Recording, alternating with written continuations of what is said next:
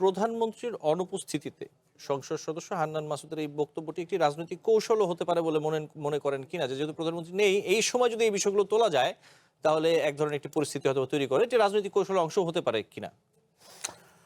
ধন্যবাদ।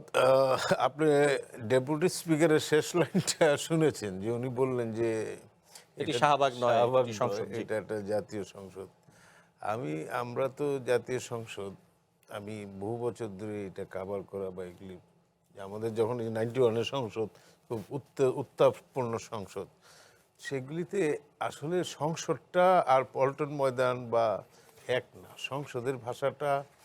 এবং এখানে দেখা যাচ্ছে যে এই সংসদে অনেক মাননীয় সংসদ, সবাই না, অনেকেই আছেন যে যারা সংসদের রীতিনীতি রেওয়াজ এগুলি ওনারা হয়তো সেইভাবে প্র্যাকটিস করার মতো মানে জেনে শুনে আসেন নাই, যে কারণে দেখা যাচ্ছে যে প্রায় একটা বিপত্তিকর ব্যাপার হয়ে যায়।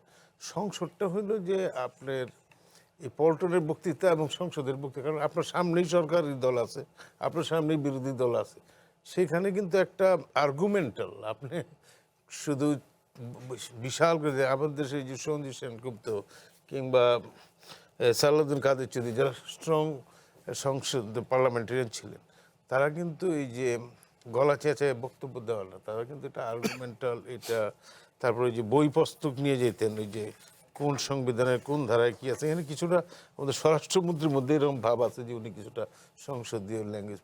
তো এখানকার দেশে এই যে হান্নান মাসুদ মাননীয় সংসদ সদস্য, উনি তো একেবারেই জুনিয়র, তো উনি যেটা ভাষাগুলি আসলে কি আমাদের সংসদে প্রধানমন্ত্রী হোক আর যেই হোক, মানে সমালোচনা তো অবশ্যই গণতান্ত্রিক সংস্কৃতি আছে, কিন্তু কথাটা হলো যে এটা কনস্ট্রাকটিভলি এটার কোন অর্থে ব্যবহার করা হয়েছে সেটা একটা।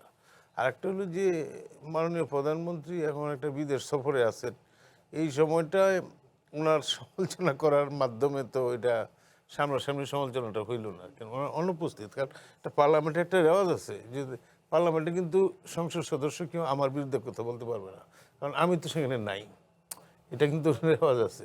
তো সেটা প্রধানমন্ত্রীর ক্ষেত্রে সেটা প্রযোজ্য। এনিওয়ে, যাই হোক, আমরা আশা করব যে সংসদটা আমাদের গণতান্ত্রিক চর্চার কেন্দ্রবিন্দু হবে, এবং সেই গণতান্ত্রিক চর্চা বলতে বোঝায় সরকারের গঠনমূলক সমালোচনা।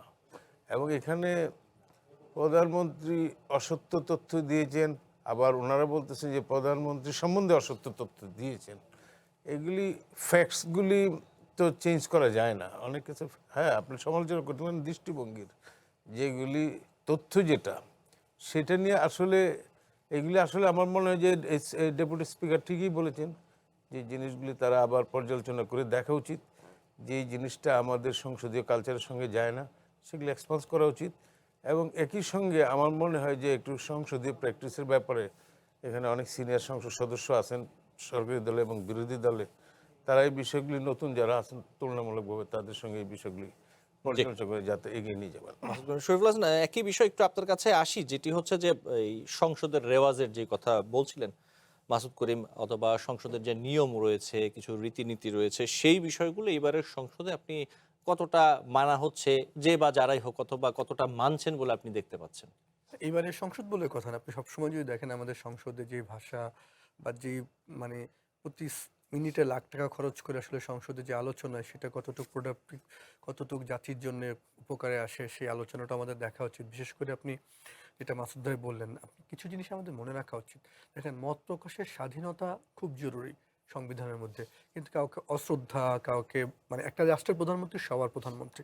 আপনি যদি দেখেন প্রধানমন্ত্রীকে নিয়ে, এমনকি প্রধানমন্ত্রীর কন্যাকে নিয়ে অনলাইনে অফলাইনে আপনি যে ধরনের শব্দ চয়ন যা দেখবেন, এই যে মানুষের প্রতি যে মানুষের রেসপেক্টে শ্রদ্ধার যে ভীষণ অভাব, আপনি সংসদে কোন ধরনের কথা বলছেন সেগুলো তো বাচ্চারাও দেখে, তো তার তো একটা ইম্প্যাক্ট পড়ে। আমার কাছে মনে হয় সংসদীয় রীতিনীতি বিধি এইটুকু একটু কমন জানা উচিত, যে সংসদে যিনি উপস্থিত থাকেন না, তার অনুপস্থিত তাকে নিয়ে কথা বলা যায় না। আমার কাছে মনে হয় হ্যাঁ, আইন কানুন বিধি জরুরি, কিন্তু রাজনৈতিক সংস্কৃতিটা যদি দেখেন, একটা দেশের যদি রাজনৈতিক সংস্কৃতি হয় জি। সারাক্ষণ আপনি একজন একজনকে আক্রমণ, ঘৃণা, গীবত, প্রতিহিংসা, সেইখান থেকে আপনি সেই সংসদ থেকে খুব ভালো যে আশা করবেন তা না। আমাদের মানে আমি বলব না যে আমাদের সংসদগুলো এই জাতিকে খুব বেশি কিছু দিতে পেরেছে। মানে সংসদীয় ভাষা তো আপনি যদি দেখেন, খুব বেশি লোক নাই যারা আপনার সংসদের ভাষণটা শুনে আপনি মুগ্ধ হতে পারেন।